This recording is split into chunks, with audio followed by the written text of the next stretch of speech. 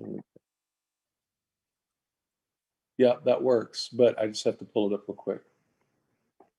Come on. Come on.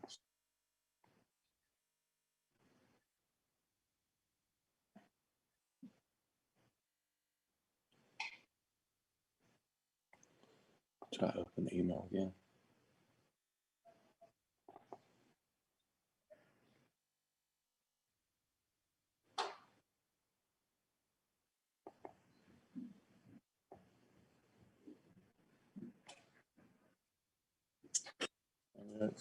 Are you on? I'm Would not. you rather have bark or stinky poop smell? What is that? Because it's one or the other. I've tried him everywhere and he barks. And he rolled in poop. I don't care, Amy. I can do whatever. Everybody else for that. So what? Yeah, we're on. Yeah, no, we're trying to work on something. Yeah, Carlin, I didn't get it.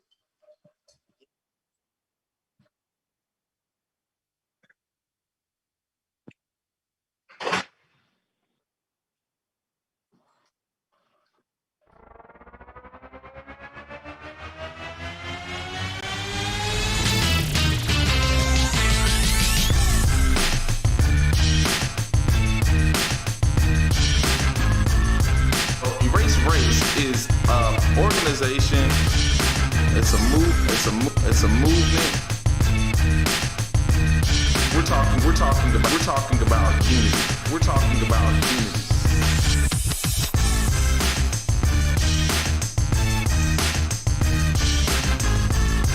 So we're aimed to taking down the system of race by educating, enlightening, informing, and positively debating with those who have counterviews.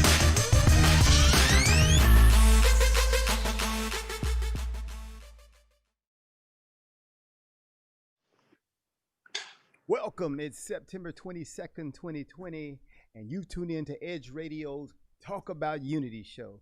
I'm Carlin Charleston, the Executive Director of E.R.A.S.E Race, and I'm here today remotely with my co-host, Richard Jennings. Say hi to everybody, Richard. Hey, how's everybody doing today? I'm out here in the hill country taking care of a bunch of honeydews, and I'm so excited to be with you guys today, even remotely. And we have a lot of issues as a country, and I believe that talking about things makes it better. It doesn't make it worse. If you can talk about everything, you can get through anything. And with the passing of Supreme Court Justice Ruth Gator Ginsburg, we pray for her family. And there's a lot of turmoil going on in our country regarding her replacement and when the replacement should be. And I just have this feeling that if we can just get to the table and talk about it, that a good solution will come about. But there's been some threats regarding, I believe it's coercion, that if you don't do, have you heard this in a relationship? If you don't do it my way, then there's going to be a problem.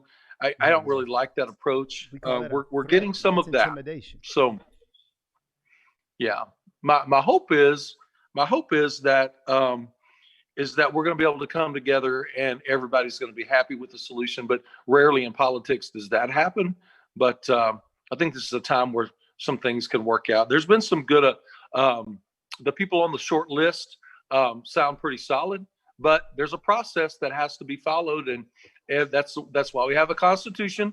That's why we have laws for even our government, that when they get to the table and discuss this, they're going to follow those processes. And some may not think it's fair, but the appointment, when there is a party that holds the Senate and the presidency, there's been a successful passage of the nomination going through to be a Supreme Court justice all the way back to the 1800s. So there's a solid precedence, but there's going to be some turmoil. Elections coming up pretty quick, and we just need to. Let's talk about that for a second. Let's talk about that because what you were mentioning, you were bringing up the point that that this has been the precedent set since the 1850s or whatever. Yeah. That's right. The big question I always had is, what about the statements made by those like Senator Lindsey Graham and Mitch McConnell Yeah, prior to the in 2016 and 2018, where they that's talked right. about, if you're in this situation, and even Lindsey Graham said, you can use my words against me. He said, if Yep. this happens with the next president, then use my words against me. What's is that just politics? I don't know if it's just politics, but the thing is, in this day and age of television and radio and everything being recorded, especially in politics, um, if you the phrase "eat my words," yeah, some of these guys are eating their words. What they need to do is just be honest. There is absolute hypocrisy on both sides of the aisle, and it has existed for hundreds of years. They And is act a that certain way when politics? they're in charge, and they act another way when they're not in charge. They cry when they can't get their way when they're not in power, and then when they're in power, they act arrogant. And I wished it wasn't that way. And I think it all could change. I'm gonna throw it out there. I think it all could change if there was somehow some way um, that we could have term limits for everybody. Ooh, Because I think yeah, there's this, once people are in there for 20 years, yes. then they just, it's the same old, same old. So, Which is another topic we didn't choose to talk about, but I'm wondering why whenever that topic comes up, like it was brought up about 6, 7, 8 months ago by I think Senator Ted Cruz, but you don't hear anything yep. else about it. That's one issue Oh, that everybody in America would universally agree upon. Term limits. right. Let's term limit those people. They don't need to serve forever. Get them in, get them out. Let's change faces. Let's change ideas. But you don't hear that from any of the other politicians. What do you think's happening there? Well, I think the only way those that are in power want to stay in power, bottom line. And I believe that the only way term limits is going to occur is from a grassroots effort. It's going to have to be the people that somehow come together and make this happen. Not on, okay, we weren't going down this road, but since we touched it, let's just go ahead and touch it a little bit more. Yeah, The maybe this needs to be an issue the for Talk About insurance Unity. that they have is like a Rolls Royce compared to the Volkswagen that we have. They make us they have their fancy doctors and fancy all this, but yet we have to do what we do, and that's okay. I mean, we need to take care of our elected officials. I get that, but the bottom line is, stop giving yourself all these. What is it? What is it? Am I wrong to tell me if I'm wrong, Carlin? I know you're not afraid to do that. If once they're in there, they serve their term, then they get out and they're on retirement for the rest of their life. Is that? Yes. Am I wrong on that? No, that's what's so sad about it. What a deal! That What a deal! What a Do you deal. know any place you can get that gig? So Uh, yeah, so a government of the people, by the people, for the people. Seems Yeah. like we would be the ones who would make that change happen. I'm We wondering have why we to. can't make that happen. Yeah, because I think what you were talking about, those in power like to stay in power. They used all Sure. these other issues to divide the people, and now the people don't see them as the bad guys. Like you'll see people talk about, I hate politicians, but they keep voting Uh, for theirs. They keep voting. yeah. They stay in office. So So you mentioned Ted Cruz. He has actually mentioned that. I think you're the one that said it. Mentioned a few months back. That was Ted Cruz about term limits, hmm and I think that maybe those that know him and those that even don't but are cordial towards him should make that recommendation. There's no guarantee that after his term over that he's even going to run again. So it needs to. If he brings it up, if anybody brings it up, I think it's something that we need to grab and just encourage that to get the ball rolling, because that is not an easy process. conspiracy So, theory. Conspiracy theory. Black Lives Matter was to divert us from term limits. wants to divert us from term limits? Yeah. I mean, What do you because mean? They if we didn't have all the big controversy about all that, we might be focused on that issue that Ted Cruz brought up 8, 9 months ago. So yeah. maybe this was a diversion tactic to keep us from focusing on term limits for Yeah, politicians. yeah. Well, Ooh, maybe I don't know, but those that are in power that want to stay in power are actually, in many ways, serving a constituency that really likes the fact that they are in power. And I can't imagine. hey, listen, we could go down the rabbit hole this morning, but the bottom line is, we really need to focus. If we're going to be America and stay America, then we have to get to the point to where we say, you know what, this is the Constitution, and we are going to live by the Constitution. And if not, if we start changing the Constitution, then eventually we will no longer be America. So, And so uh, we're talking about unity. it's about unity. Yep. Yeah, and it's about unity. So I'm wondering Yep. why every time we have an issue where we could be 100% united, why do we not Yep. stay on that issue where we're united? Why are we then diverted to something that divides us? And so that's what I'm saying. And when we talk about Yeah. unity, the point we're trying to make is there are many things that we agree upon, but it's amazing how society doesn't allow us to focus on those things we agree upon. Do you know? I'm sorry. Do you know Yeah. anybody in America that is not for term limits? No, I haven't met anybody. you're That's right. what I mean. We're 100% united on that. But that issue, which all Americans agree upon, and some politicians, as we just cited, we all agree upon that. But why is that not an issue that's on the forefront? Why is that not on something that we're taking action upon? Because somebody is attempting to divide us to keep that from happening. I believe you. That's my thought. So that's the Well, conspiracy theory we need to circulate anyway. Yeah. So, but back So, to RBG, back Yes. to RBG, and the threat from people saying if they take this vote on the new nominee, Supreme Court, then they have these threats to burn it down. The whole thing is saying they're gonna burn it down. What's up with that? it's called a terroristic threat, is what that's called. And sometimes,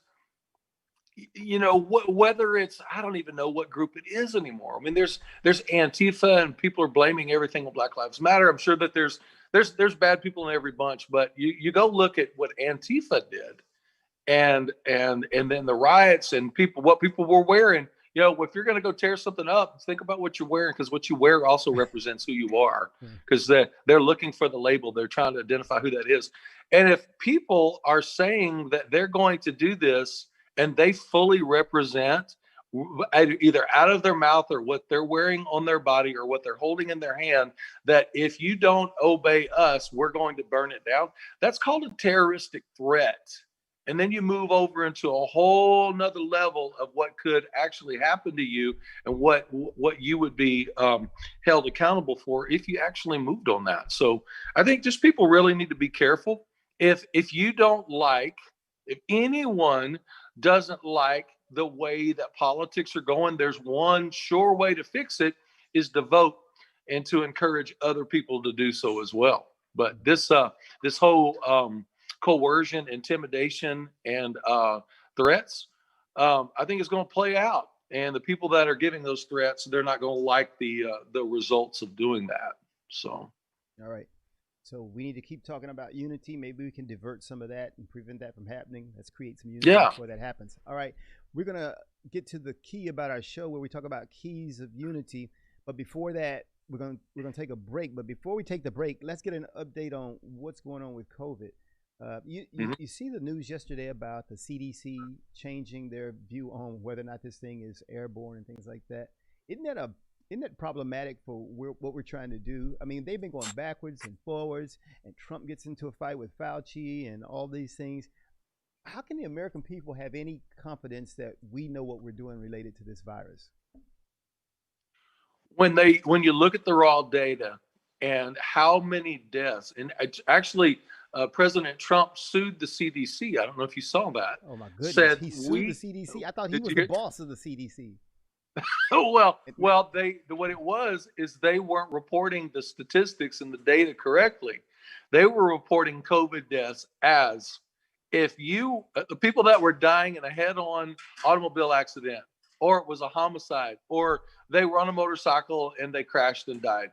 But if they had COVID, they listed it as they died of COVID.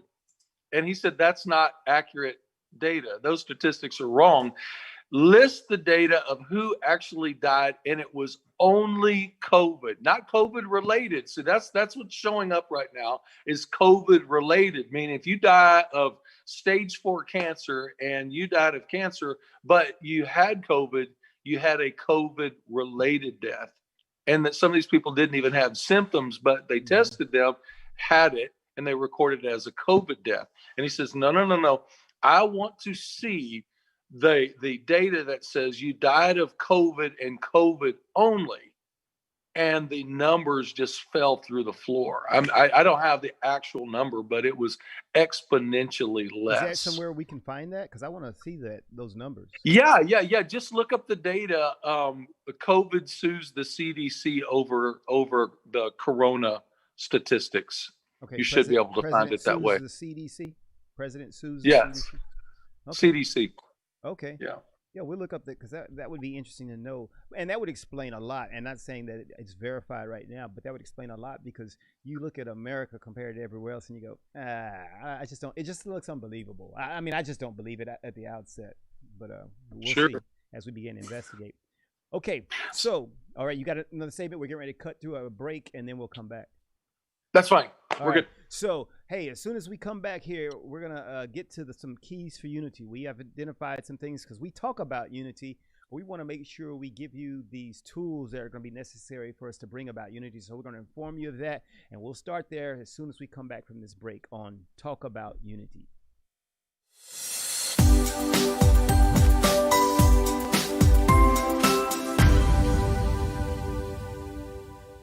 5, 4, 3, 2, 1, 0, ignition, liftoff. Don't push me because I'm close to the edge. I'm trying not to lose my head. Hey, this is the Talk About Unity show where I bring the talk. And I bring the unity. And together we talk about unity. Unity is what matters. Come on. And right now in our country, that's what we've got to do. So we do that here at Talk About Unity on the Edge Radio Network. Be with us every week. It's going to be awesome. It always is. And I tell you what, the more we seek first to understand, then be understood, we make progress. And we like to do that. And that's why everybody's on the brink. We love what we do at Edge Radio because everybody's on the edge. We bring them back from the edge and we bring the unity. So we're just glad to Edge Radio Network every Tuesday morning, 10 a.m. Talk about unity because here at Edge Radio Network, truth still matters.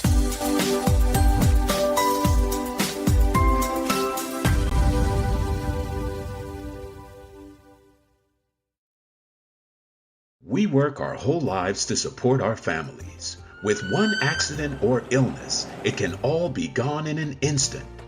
Now there's a smart, affordable way to protect your family. Go to findhealthbenefits.com and discover low-cost life insurance for as little as $2 per month. Add to that a tax-deferred annuity that can help you protect your assets and grow your money for retirement. Learn more. Go to findhealthbenefits.com or call 877-235-6094. A critical illness can strike without warning and wipe out your life savings. In fact, it's the #1 reason for bankruptcy. Find Health Benefits offers an affordable solution. Get up to $50,000 if you get cancer, stroke, or a heart attack, giving you the peace of mind to focus on getting better while the plan helps you to pay your bills and medical expenses. Learn more. Go to findhealthbenefits.com or call 877-235-6094. 66% of seniors spend more time shopping for cable TV than Medicare plans. Most say because it's just too confusing.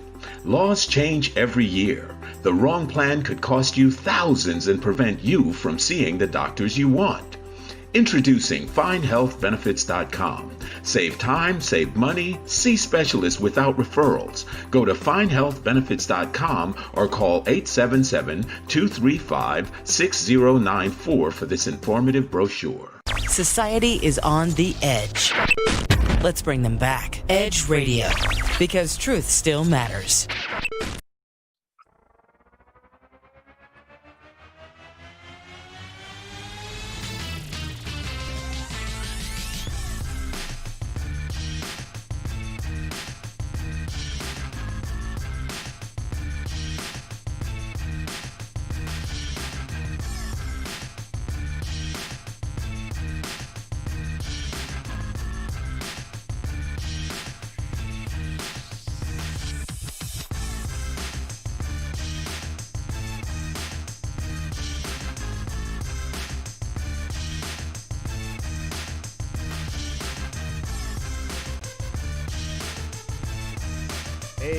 We're back at Talk About Unity, and we've got Richard coming in remotely today.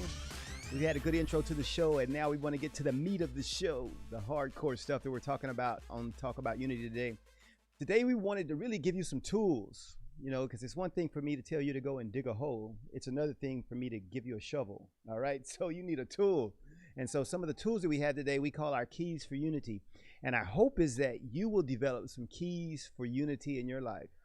Because as we talk about this stuff, we're doing that to try to get people to initiate some moves of unity in their personal lives. And if we get enough people to do that, we can not just talk about unity, but we can begin to walk about unity. Okay, so separately, Richard and I generate these 3 keys to unity. And so we're going to cover these. And we did these separately, so it's just off the top of our heads. These are things that we think are important as we talk about unity. These are some keys we think that need to be about unity. We got 3 each, so I'll first turn it over to Richard. Richard, let's talk about unity key 1. What do you say? What is the Okay, so unity key 1, and when relating to subsidies and a government incentivized tax breaks in business, to create these multicultural, multiracial, if you want to say, these mentorship programs for young people across cultural lines, going into inner cities, businesses that are already successful. I've had this conversation with others about franchise. Many of the franchise prospectus that go out, the portfolio that says, in order to have your store here, then you have to have certain things in play, like a certain amount of businesses and populations and things like that. But if one of the things that could be added was there is a tax break for the mothership, so to speak, of the franchise, who is the whole, like the corporate. If there's a tax break for corporate to go into inner city communities and launch franchises there, and then we're hiring, training, and developing people in business through that strategy, I'm wondering if things couldn't really get launched pretty fast. And okay, so the key is the multicultural mentorship. Yes, sir. And so the rest of that stuff you're saying is how to correct. You're talking about how to make it happen. So multicultural mentorship, and that'll give more people access to different people, different viewpoints, different demographics. Is that what you're saying? Multicultural mentorship. Yeah. And the there's business some area you're people talking about that is a way to fund it. You're talking about how to fund it. You're saying is that how to fund it and actually how to make it happen. Some people are intimidated by a community that they did not grow up in, or a culture that they were not a part of. Mm-hmm. But when there would be a subsidy or a tax break incentive that says, hey, you're going to not have to pay X amount of taxes, or here's actual funds available to be able to go into these communities and do that. Hey, it's the unseen hand, right, that we've talked about before of capitalism, that all of a sudden the money's kind of steering these relationships. In the beginning, it's not organic, but relationship is this way. Relationship is all about proximity. And once you get into the relationship, regardless of how and why it got started, all of a sudden, excuse me, because of proximity, we're together, we're working towards getting the ball over the goal line together, successful as a business together. Then all of a sudden we've moved into a whole different arena of building unity. Unity is the byproduct of getting it started, and getting it started, I believe many times needs to be incentivized. But going and building these mentorships, multicultural mentorships in the community through startup businesses might actually be a good way of doing it. All right, it's a good idea. Multicultural mentorship. Put that down for his unity key 1. Okay, and here's my unity key 1. Mine are all F words. All right, so my first F word is forgiveness. I think one of the keys to unity is we've got to let bygones be bygones, and let's so that we can go forward. So my first one is forgiveness. So many times that we're unwilling to release ourselves from our past, and we don't realize that that we are hindering ourselves from doing anything else because of our past. And so we use all of that, Yeah. and it's baggage that's weighing us down. It's baggage that's weighing our country down, our communities down because of this baggage, because this thing that happened hundreds of years ago or months ago or sometimes even weeks ago, because we don't have this attitude of forgiveness. And sometimes even those people who are remorseful about it, but we can't let that thing go. And I think that's one of the keys for unity. You know, I always like the biblical story of Joseph. I need to have Pastor Richard telling this story. But Joseph, I mean, when he got to the end of all the bad things that had happened to him, his brothers selling him into slavery, and these people putting him in, wrongfully imprisoning him, and all the bad things that we kind of hear about today, all of those things kind of happened to Joseph. But at the end of the day, Joseph understood when he looked back that you meant it for bad, but God meant it for good, so I'm good, you know? And I think that's the essence of super forgiveness. And I say we need super forgiveness so we can see that all these things, whatever's happened to me, can be used for good if I begin to understand God's purpose in it. So my first key to forgiveness is, my first key to unity is forgiveness. Okay? I want to just touch that for a second. Many times at sporting events and different avenues, we say the Lord's Prayer, and we always end for that. It's Matthew 6, starting in verse 9, and we always end a verse too soon. It says, "For thine is the kingdom, and the power, and the glory forever and ever. Amen." But Jesus continued that in verse 14, and he said, if you don't forgive others, if you forgive others, your heavenly Father will forgive you. But if you don't forgive others, he will not forgive you. Do we understand the power of unforgiveness? For unforgiveness is not an option. If we don't forgive people, God will hold us accountable. I know that doesn't seem fair because some people have really been hurt and wounded and treated bad for decades and even centuries in some cases. But when we don't forgive, we're actually allowing someone else to have that power over our life, over our emotions, over the way that we think, act, and believe. And we forgive not to just release them, but forgiveness releases us first. It releases us first. So that's why it's good to have a Pastor Richard with us today. Hey, outstanding. Add more stuff. Okay, those are our unity key ones. So you ready for number two? Number two. Are you ready? Number two. Okay, so number two, it's all about proximity again. If we can get together, then in many different ways, the barriers come down, conversations start, and things begin to heal. Something that many churches have, they have small groups, but some people don't really understand that concept. But other churches have had either church on the grounds or something called supper club, where people inside the church would like break off into different groups, and there would be a supper club host, which everybody would bring a dish to their house, and the host family would have supper at their house, and they would do that for an entire year. Once a month or once every other month, they would have dinner at the host house. And I was thinking that works real good inside of the tight knit of a church. And some churches are multicultural, so maybe they're already doing that. But what if we had 50 churches and we made sure that we didn't just stay on one side of the railroad tracks, but we really included the entire community and got all together, and then was really intentional about, hey, let's mix these things up so we're not cliquey, that we're really including everybody. The entire demographic of the church, not just our church, but the church of Northwest, Greater Houston, or whatever. And all of a sudden, we're having dinner together. Something happens when we have dinner together. And so this supper club, multicultural supper club idea, there could even be a theme.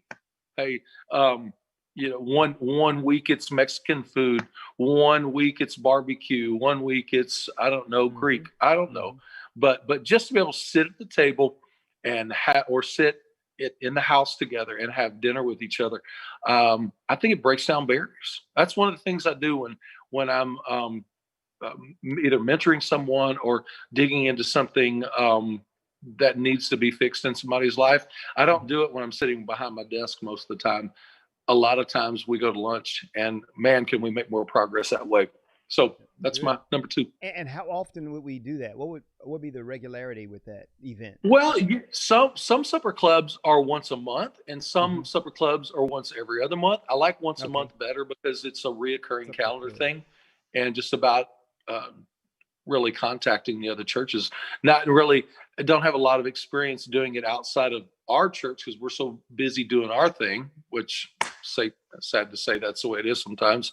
But I sure would like to see if we could maybe incorporate that into a multicultural, multi-church thing where there's a bunch of us all around a certain region doing that.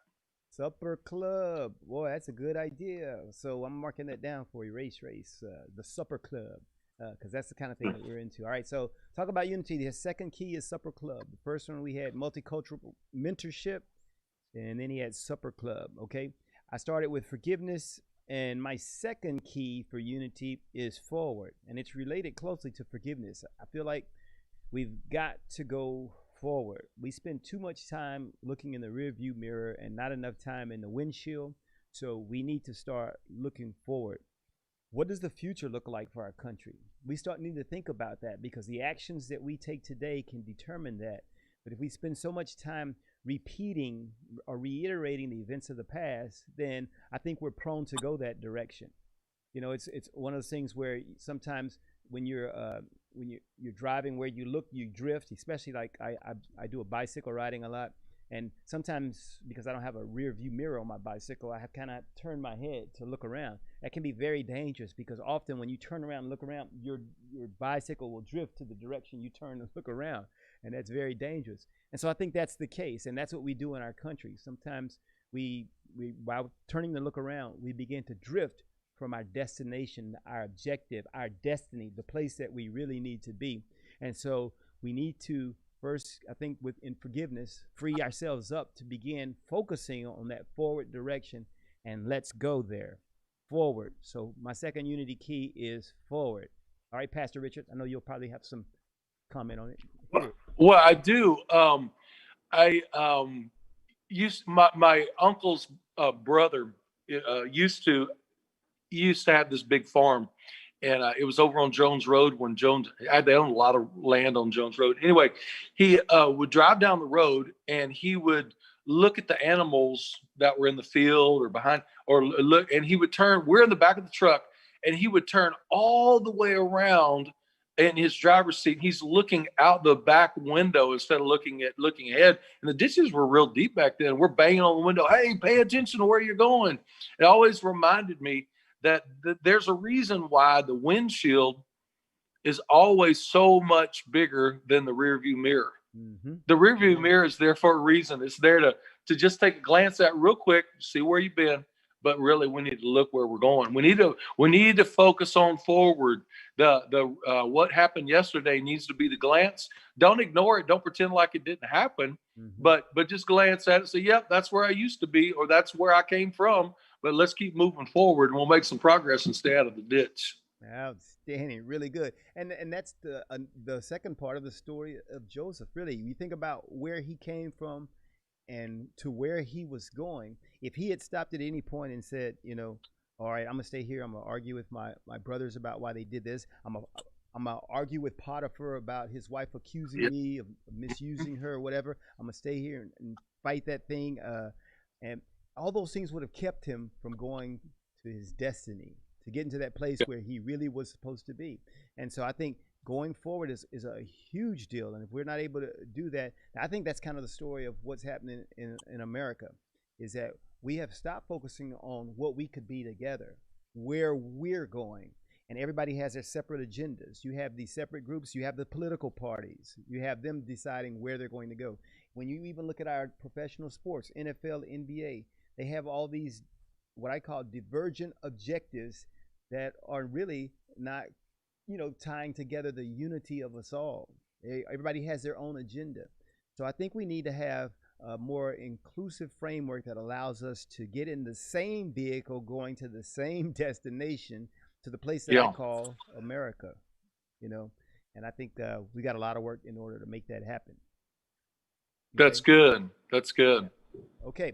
So before we get to Unity Key 3, we're going to take a break here. As soon as we come back from the break, we're going to close out with our Unity Key 3, and we're going to summarize all of our Unity keys, and then we'll be out here on Talk About Unity.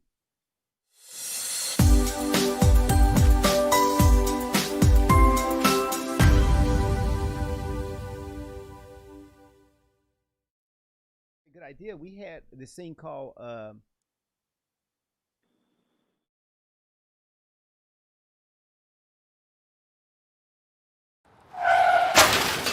We've been out of control since we got hit back in March 2020. Mortality rates keep climbing. Infection rates go up and down and then back up again. How long will this go on? No clear answer. Will a vaccine even be effective as this virus continues to spread and to mutate? No clear answers there either. I'm a trained nutritionist, herbologist, personal trainer, behavior modification and stress sciences expert. I'm also a COVID-19 and pneumonia survivor. I've watched the continuous wall-to-wall news coverage, and while yes, wearing a mask and social distancing are crucial now, you're not being given important tools that you need in order to fortify your first line of defense, your best line of defense, which is your own immune system. What's going on here? There are simple, affordable, and natural ways to help build your immune system to fight any virus or bacteria now, and it starts inside of you. That's why I need to invite you to join me for Beyond the Mask, an intimate talk about vital ways to immediately begin boosting your immune system. Are you worried about the potentials of a second wave? Are you concerned now that your immune system may not be strong enough? Let me show you now the changes that will allow you to optimize it. Let me show you how to maximize your exercise benefits in a 12-minute routine that you'll do every other day to easily increase your metabolism, strengthen your respiratory and immune systems, and give you better circulation throughout your body. Listen, sugar feeds both bacteria and viruses. Let me show you ways to kick that sugar addiction now and to get some weight off. Let me share with you keys to better nutrition that boosts your immune system. We are all under too much stress, and stress weakens your immune system. It single-handedly leaves you vulnerable to all kinds of health issues and infections because stress reduces your immune cell numbers and their ability to function. Let me show you tools that you'll easily integrate into your daily life now to naturally reduce your stress cortisol response. I also want you to know about some nutritional supplements that have been shown to naturally improve your immune system and your overall health. Since January, there have been over 700 studies released worldwide on the relationship between COVID-19 and vitamin D3 deficiency. You need to know why. You want to improve your own immune defenses now, want to take back your control? Sign up today for Beyond the Mask and join me as I give you information and tools to easily get you back on track towards a healthier overall immune system now.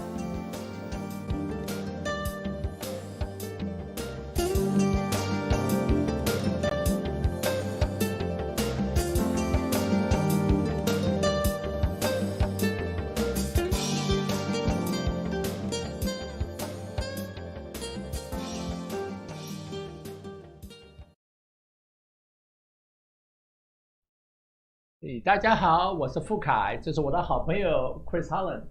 I'm Chris Holland, your Harris County clerk. Yes， 9月26号礼拜六下午4点钟以后，你可以到我们这个 Midtown Bar and Grill， 这是城中间有一个酒吧，我们大家来庆祝，我们可以来做选举，可以就是 register， 也可以注册，然后选举，然后我们有一些画展，有些音乐表演现场。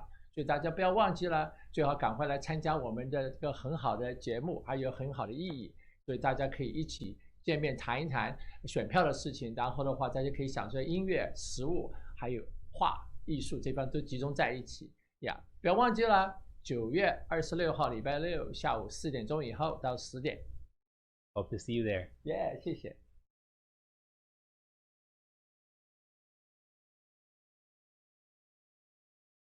And things just changed, but it wouldn't take much to get that going again.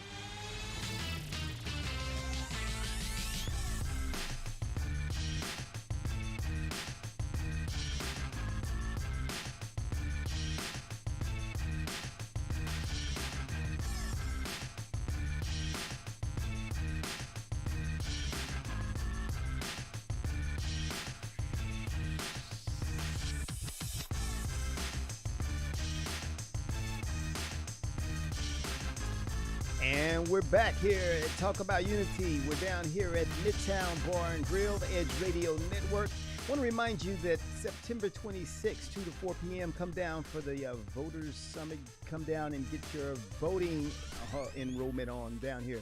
It'll be a great time. We're going to have music and just people to talk to. And we'll be social distancing, so no problem with the social distancing. Wear your mask. Come on down. And that's going to be this Saturday, September 26th, Midtown Bar and Grill, 415 West Gray Street here in Houston. So come and avail yourselves of that opportunity, because the voteless people is a hopeless people. All right. So yeah, good. And get that on. Okay. So what we're doing here on Talk About Unity today, we're going over Unity Keys. We're giving you some tools to bring about the unity in your community. And we began with 2 Unity Keys from each of us. Richard's first 2 Unity Keys were multicultural mentorship and the supper club. Both great ideas. We'll put more information out on our Facebook page so you can connect and see what we're talking about there, because I think those are some great ideas. And my first 2 keys were, of course, F words, and we had forgiveness and forward, because we've got to do those 2 things if we're going to bring about some unity. So we're down to Unity Key 3 for Richard, and your Unity Key number 3 is what? It is a word as well, which is to be intentionally present. We need to be present in every moment in our life. We have no idea who we're going to encounter on a daily basis unless we're a very rigid person. But if you think about it, even as a rigid person, we go to a store and we encounter people we don't meet. And I had this thing the other day. I went to go to my ophthalmologist. They were checking my eyes, and this doctor, very professional, a young lady in her late 20s, obviously from Nigeria. Her accent was popping, and she has me behind this machine, and then she would say, "I need to see. Can you see? Is that better or is that worse?" And she's asking me this, and she was moving so fast. I said, would you please show me that one again?" And I wasn't frustrated at all, and I was really nice. I was in a great mood. And so after about the 5th time, I said, can I look at that just one more time? And I started asking her some different questions beyond that. And she says, "What do you do for a living?" And I said, "I'm a teacher." And she said, "Nah, I'm a teacher like that." I said, "Well, I'm a teacher, but I'm a pastor." She says, "That's it. That's it. I knew there was something different about you." And so we just got into this conversation beyond ophthalmology, and it was one of those things where I wasn't in that moment. I wasn't intentional in that moment until she asked me a couple of questions, and then it broke into something beautiful. And I thought, how many times does I hate to sound spiritual. I'm a pastor, so I do sound spiritual it's sometimes. okay. You're a pastor. You can do it. Yeah. So how many times does God really set us up in life on a daily basis that we miss because we're not intentional and fully present in that moment? We think about what we just did or thinking about what we're about to do, and we miss the encounters that he gives us every single day. And I just think it's so important to do that. A couple of leaders of mine, very close personal friends, one of them is in dirt moving and heavy equipment as a dirt moving company. And the other one she's just an amazing lady that is on many of our ministry teams, core ministry leadership teams. And so they're involved in outside the 4 walls ministry. And both of them get invited to minister at churches and events, some preaching, and it's this I didn't even know this. There was a subculture in church. Did you know there's the Caribbean church? There's a huge Caribbean church presence in Houston. Anyway, my friend, he has been invited to minister at many churches, and he invited me to go a few times. And what a different church cultural experience it was for me when I went. The potluck dinner after the service, which we haven't done that in a long time, but I thought, man, I missed that. And so to see that, Daniel would have never had those invites had he not been fully present and intentional in those moments, just to get beyond, hey, let's move some dirt, to tell me a little bit about you. And then Sandy, my other friend, she's been invited to minister at several conferences. But the thing that I really wanted to touch on, which I really would like to see improve and increase, is the prayer lines. You know what? I get invited. People will call me all the time and say, "Hey, would you like to be a part of our prayer line ministry?" And I said, "Well, I don't know. Let me see what this is about." And so they connected me onto their prayer line, and extremely multicultural. And the thing of it is, when you're actually talking to someone and praying for someone, and they said, "Can we pray for you?" All of a sudden, I've let them into my life, and now we're engaging. We're not just praying, but they're asking me questions about my life, and I have absolutely no reservations on open up about those. Some would say that is a gift, that's an anointing, that somebody has the ability to get people to open up. But I think you don't even know you have that gift until you head in that direction. So being intentional and fully present is, I think, one of the most important things that we can have to really bridge the gap of unity, build unity. And I think that we miss out on that in this country because we look at being here. We take it for granted. We don't take this diversity that we have, this multicultural demographic that we have in the country. We don't see that as a benefit. We begin seeing that as a negative. And so, right, for the most part, over history, we've segregated ourselves. Some of that was forced on us, of course, historically. But then we were so indoctrinated to that idea that we began to voluntarily self-segregate. And so it works against us now to be in that environment. That's why our churches are still pretty much divided, because we are not trying to be intentional in being present with others. And I think that's right. The point that you're kind of making. We got to realize that those opportunities happen. And that even happens with people who are part of our same, what we call demographic or our cultural background. We often are not present with those people. It can happen with parents and their children. We're not intentionally present. So that's a very good thing to do, because once you do that, I was talking to my wife about this just last night, I think it was, and I was talking about the great relationships I have with people. And when I say people, I mean, and I need to go through the process and just write down all these thousands of people that I've met in my life so that you can see the color spectrum, and you can see that, man, there are just so many great people out there. And I think that's one of the things, as we look at things like the suicide rate in our country and how that thing has soared recently. I said, all that comes from the fact that we have not been intentionally present. We have not seen the value in other people, because if we did, I said, there's no way I would think of contemplating suicide simply because of the relationships. It's not that I'm a Superman and I'm above doing anything like that, but it's the value that I have in other people. There are people that I so value, I can't wait to see them again. You know, I can't wait to come here on Tuesdays and be with Rich and our boy over here, Vince, and Oscar over here, our studio crew. I mean, because when you begin to value the people, when you're intentionally present with those people and valuing what they bring, you're going to miss them, and you don't want to miss them. Now, we're all eventually going to pass through this place we call Earth, whatever, but I don't want to go early. There's no reason for me to go early, because I got people that I want to build more relationships with till it's my time to go. I'm building relationships. And so intentionally present is very big. We're going to try to do that. We'll talk about unity. Good stuff. Man, you can see I could talk about that one all day. All right. But I got to get to my unity key 3. Come on. And my first 2 were, remember, they were the F words. We said forgiveness. We said forward. And my third unity key, which as we close out the day, is faith. And faith is, because most people think of faith and they just go, yeah, I believe in God. And I'm not talking about faith in that sense, although that's very good, because if you do believe in God and you begin to work through what God is telling you, then you'll understand this faith concept. And it is the belief in others. It doesn't mean those people are gods, but you see things in people that you would otherwise not see when you believe in the humanity of us all. And that's what I'm talking about. I made a post on Facebook with Malcolm X, and one of my friends said, "Wow, Carlin, you're the unity guy. You're quoting Malcolm X."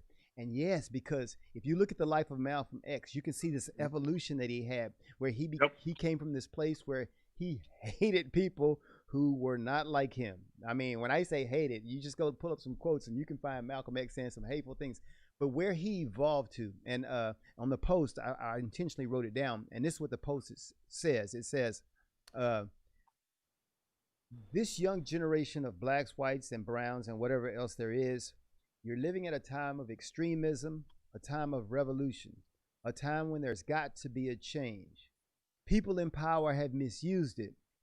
And I, for one, will join in with anyone. That was amazing. Malcolm X said that. I, for one, will join in with anyone.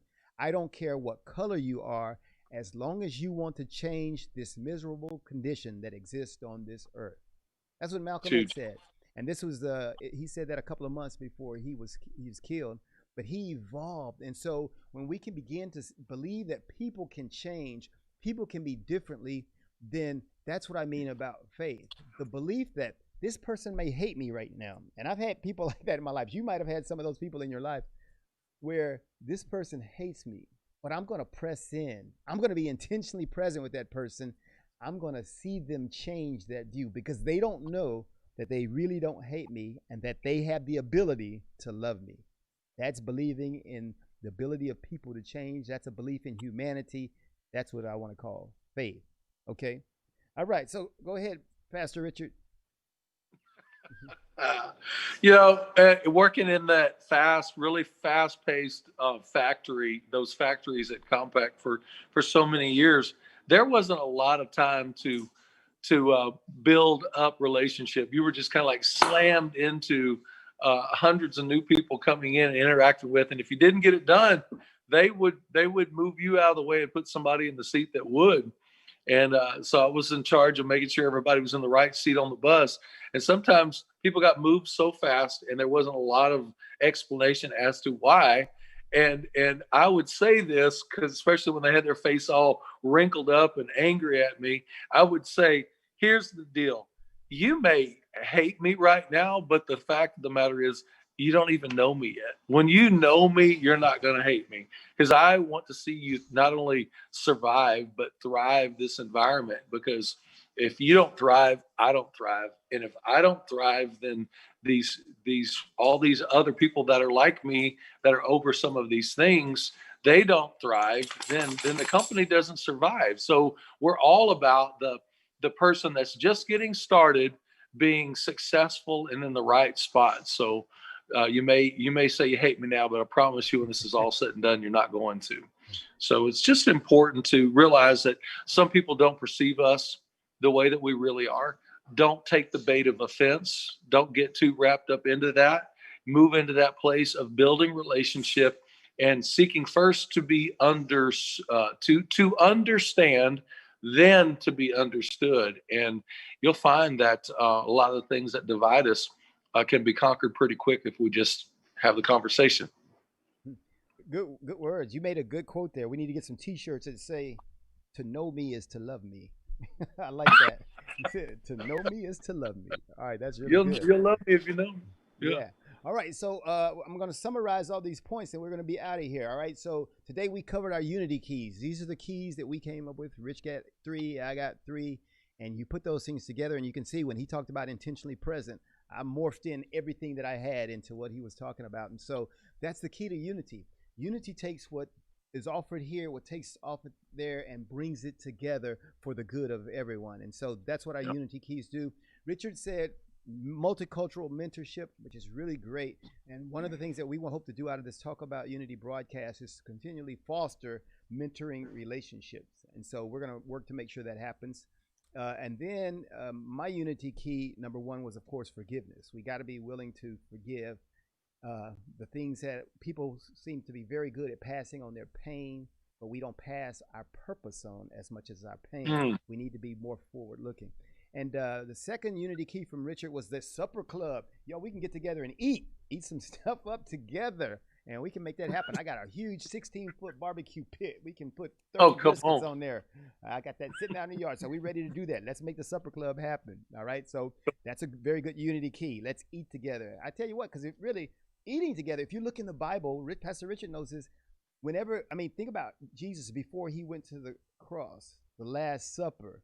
You know, and Yep. then even after the first church, after he was gone, it said in Acts 2, it talked about how the people continued in the breaking of bread. So I'm like, man, that's some worship stuff. So that's some worship Yep. stuff when we just decide to do some supper club. All right. And so that was his second unity key. My second one was forward.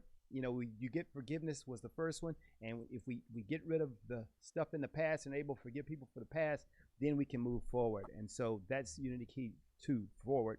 And then the third unity key was Richard's intentionally present, which was really huge because it segued everything that I've been talking about, how we need to value the relationships that we have in our lives. And if we value them, we'll make sure that we're present. We're not thinking about anything else. We're enjoying the presence of the human being that's with us right now. And that was very big. And my third was faith, which those two things go together because my faith was believing in the ability of humans to change. Because if you don't have that idea, then life is, you'll always brand people as they are and never see what can be. All right. So close us out, Richard, and we'll be out for the day. Well, I'm so excited to come together on a weekly basis with my friend, and in many ways, I believe that we have this opportunity to change some hearts and change some minds. Actually, God's really in the business of doing all of that. You mentioned that word faith. Hebrews 11:1 says, now faith is, that means present. Now faith is the substance of things hoped for and the evidence of things not seen. We got to realize we're not in control. God really is in control. And just seeing that bigger picture and looking at people through eyes of faith, which is faith is simply trust in God. And I trust God that that work that he started in me and going to finish in me, he's going to start and finish that work in other people. And so if they're not at that place that it's pretty evident that they're not, man, don't get so critical. Just find something good. And there's something good in everybody. And just find something good in them and just move towards that. See it, celebrate it, make a big deal out of it, let them know you appreciate it. And you'd be amazed at how many times when you just touch something and just recognize it and honor it and speak to it and celebrate it, that all of a sudden you see this person that had a lot of messed up stuff going on, they start getting better because here's a premise. You will multiply what you magnify. And as we magnify those good things in other people, all of a sudden they start focusing on that. And all of a sudden that is magnified and that begins to multiply in their life. So it's not a hard concept. It's really not. Let's focus on people's good more than we do their not so good. And it doesn't mean that we don't need to deal with stuff and confront things sometimes. It just simply means there's a easier, better strategy. And that's really to see the good in people. So, amen. So we thank you for joining us on Talk About Unity this week here on the Edge Radio Network. We covered the Unity keys. You can, of course, go look at edgeradionetwork.com or on the Facebook page and find the show again so you can get the Unity keys. And we can meet with you again next week to talk about unity. About unity.